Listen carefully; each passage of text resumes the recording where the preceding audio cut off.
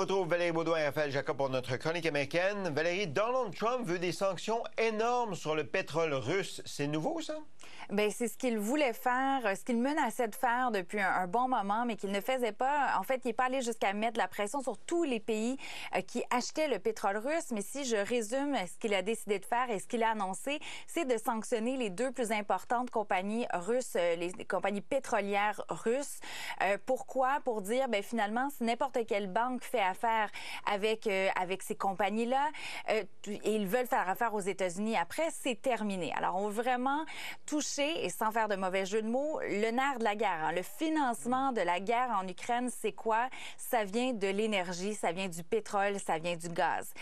La Russie dit que c'est pas ce qui va l'arrêter, hein, qu'ils sont immunisés en quelque sorte à ces sanctions qui viennent de l'Occident, des États-Unis, mais quand même, c'est un pas dans une direction plus agressive au niveau des sanctions. Après ça, si elles vont fonctionner ou pas, je vais laisser Raphaël, qui a toujours une très bonne opinion sur les sanctions, y aller de sa réponse. Il est comme sceptique, il me semble, sur les sanctions, Raphaël. Mais expliquez-nous, Raphaël, donc, est-ce que... Parce que vous êtes nos guides, n'est-ce pas, dans le cerveau de Donald Trump. En tout cas, c'est dur d'être un guide dans le cerveau de Donald Trump. C'est un beau défi, ça, Sébastien. Mais pour qu'on comprenne, est-ce qu'il est en train de vouloir affaiblir la Russie dans la guerre avec l'Ukraine? En un mot, oui. Maintenant, permettez-moi de prendre le temps que j'ai pour rendre des excuses formelles. Ça fait maintenant presque 44 mois que, notamment à votre antenne, je critique et souvent je me moque ouvertement de ceux et celles qui disent que les sanctions sont inutiles. Depuis 44 mois, elles ont été extraordinairement utiles pour deux choses. La première, créer une crise énergétique en Europe. La deuxième, faire exploser le prix de l'or en vertu du bris de confiance envers le dollar américain. Maintenant, pour ceux... C'est pas ce qu'on voulait, il me semble. Non? Alors, si Sébastien, ce que vous me dites, c'est que on se pose encore la question à savoir est-ce qu'elle fonctionne par rapport à l'objectif qui était souhaité. Mais là, rendu là, si la réponse est encore oui, si vous vous dites peut-être que ça fonctionne, là, c'est peut-être le temps, après 44 mois, de vous poser d'autres questions du genre est-ce que je crois au monstre du Loch Ness? Est-ce que je crois qu'Elvis est peut-être encore vivant sur une ville secrète du Pacifique? On est peut-être rendu à ce stade-ci. Mais non, mais là, le pétrole, c'est peut-être une autre partie, là, non? Oui. Le pétrole, Raphaël? Et non, dans la mesure où on a littéralement eu des dizaines de sanctions depuis maintenant presque 4 ans. Il y en a qui ont inclus le pétrole et de façon plus large, l'énergie russe qui était acheminée ailleurs dans le monde. Regardez la ligne de front. C'est comme le fameux débat sur les missiles. Est-ce qu'on va envoyer des missiles Patriot? Est-ce qu'on va envoyer des missiles tactiques? Est-ce qu'on va envoyer des missiles Tomahawk? Regardez la ligne de front, elle ne bouge essentiellement pas depuis février 2022. D'ailleurs, on en est où dans la rencontre Trump-Poutine, Valérie? Est-ce qu'il y a du nouveau là-dessus? Ou...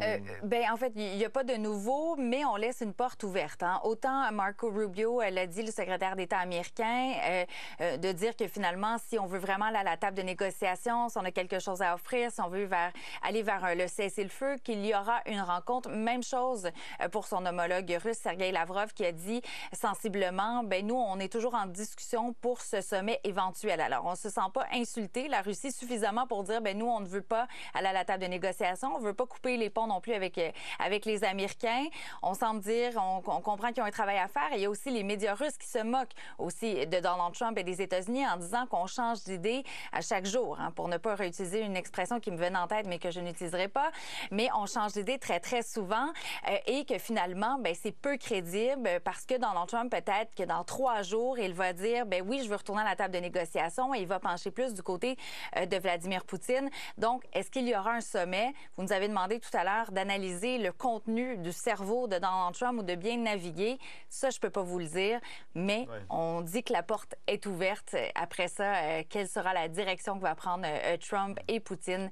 Je sais que j'utilise souvent cette expression-là, mais c'est encore un point d'interrogation. Et surtout en passant, Sébastien, je rejette catégoriquement la responsabilité d'être l'explorateur au sein du cerveau de Donald Trump. Et pourtant, moi, je compte sur vous. Mais bon, je comprends que je vous ai placé dans une situation délicate. Je vais faire comme les sanctions, Sébastien. Je vais vous décevoir. Oh! Ah oui. Mais on devient un peu psychologue, ça, je dois le dire. Là. On analyse souvent La psychologie de Trump. Mais c'est ça, mais c'est parce qu'on essaie de suivre. Puis je pense que la seule chose sûre avec M. Trump, c'est que c'est imprévisible, puis il n'y a pas de logique derrière ses décisions. Et surtout qu'il ne faut pas exagérer à chaque fois qu'il y a une saute d'humeur et un changement de position. On l'a cette semaine, l'exemple parfait. Il y a 3 jours, on a commencé la semaine en se parlant du fait qu'il semblait être davantage, en guillemets, dans le camp de Vladimir Poutine. On se parle 3 jours plus tard, il annonce des sanctions contre la Russie de Vladimir Poutine. Il faut faire attention comme analyste. Voilà. Parlant de décision de M. Trump, Valérie, parlez-moi de la salle de bal. En fait, la construction de la salle de bal à la Maison-Blanche. Expliquez-moi pourquoi ça fait controverse aux États-Unis en ce moment. Bien, parce qu'on avait parlé d'un 100 millions, bon, qui est devenu un 300 millions, qui sera financé par des intérêts privés. Là, déjà, là, il y a des questions au niveau de l'éthique. Est-ce que c'est une bonne chose ou une mauvaise chose? On dit, bon, que les payeurs de taxes ne vont pas avoir à payer pour ces rénovations-là. La deuxième chose, est-ce que c'est nécessaire? Et la troisième, c'est qu'on touche à l'aile est de la Maison-Blanche et qu'on avait dit que la structure allait rester intacte. Là, Trump dit oui. C'est pas ça, là? Bien, c'est ça. Avec les images qu'on voit, ça frappe l'imaginaire. Les gens réagissent en disant, bien, c'est supposé être votre maison, à la maison du peuple américain. Est-ce que c'est vraiment ça ou la maison de Donald Trump qui veut faire une espèce de copier-coller de la salle de bal de Mar-a-Lago? Alors, il y a des questions qui se posent et là, il défend son plan en disant que ce sera pour les autres administrations aussi, que c'était nécessaire, que c'était honteux ce qu'on offrait aux dignitaires qui venaient à la Maison-Blanche.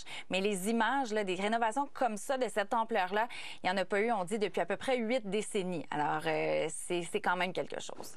Et c'est un monument historique, semble-t-il, qu'on est en train de détruire, Raphaël? On est en train de rénover. Je pense qu'ici, il faut faire la part des choses. Vous connaissez évidemment, Sébastien, l'histoire du petit enfant qui crie au loup.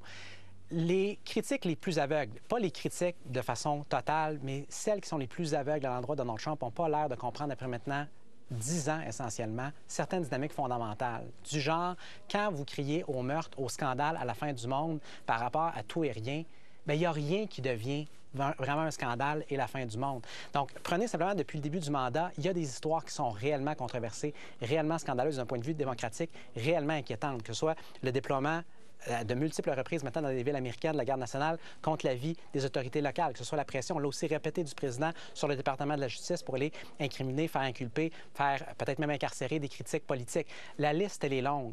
Dans le firmament de tous ces scandales et controverses énormes-là, je vous soumettrais que rénover la Maison-Blanche, malgré, je comprends là, les arguments que Valérie vient de mentionner, c'est une étoile qui est assez minuscule, merci. Là.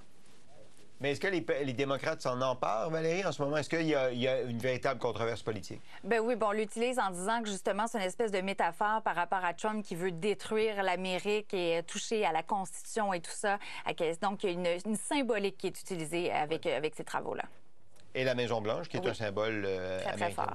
voilà. Les amis, merci beaucoup. On se reparle lundi. Bonne fin de semaine. Bon week-end.